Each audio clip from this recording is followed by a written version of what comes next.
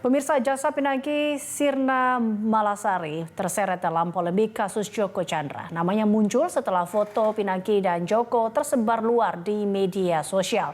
Siapa Pinangki dan apa saja keterlibatannya? Berikut rekam jejak Jaksa Pinangki dalam kasus suap Joko Chandra.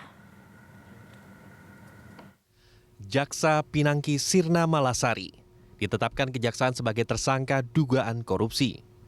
Pinangki adalah Jaksa Madya golongan 4A yang menjabat sebagai Kepala Sub Bagian Pemantauan dan Evaluasi 2 pada Biro Perencanaan Jambin Kejagung.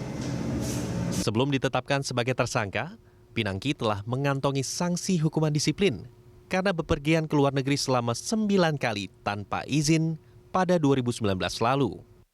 Setelah ditetapkan sebagai tersangka dugaan korupsi, penyidik langsung menahan Pinangki di Rutan Salemba selama 20 hari guna kepentingan penyidikan. Penyidik langsung melakukan penangkapan terhadap tersangka dan pada malam hari itu juga dilakukan penahanan selama 20 hari ke depan.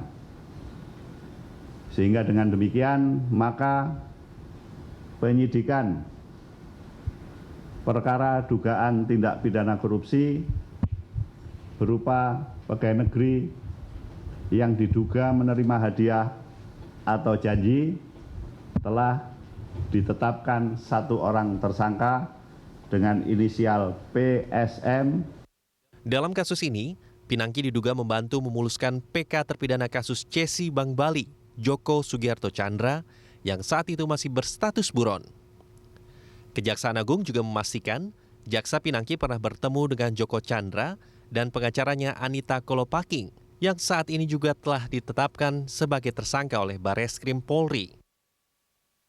Kejagung menduga Jaksa Pinangki dijanjikan menerima hadiah atau imbalan sebanyak 500.000 US dollar atau sekitar 7,4 miliar rupiah. Ini adalah sementara kemarin yang beredar di media maupun hasil pemeriksaan pengawasan itu kan diduga sekitar dolar kalau nggak salah ya, 500.000 US dollar.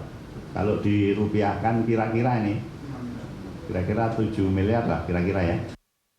Atas tindakannya, Pinangki disangkakan pasal 5 ayat 2 Undang-Undang Nomor 31 Tahun 1999 tentang pemberantasan tindak pidana korupsi Junto Undang-Undang Nomor 20 Tahun 2001 tentang perubahan atas Undang-Undang Nomor 31 Tahun 1999 tentang pemberantasan tindak pidana korupsi dengan ancaman hukuman minimal 5 tahun penjara.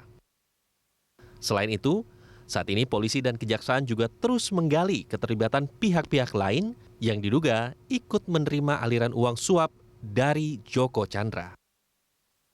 Tim Liputan, Berita 1.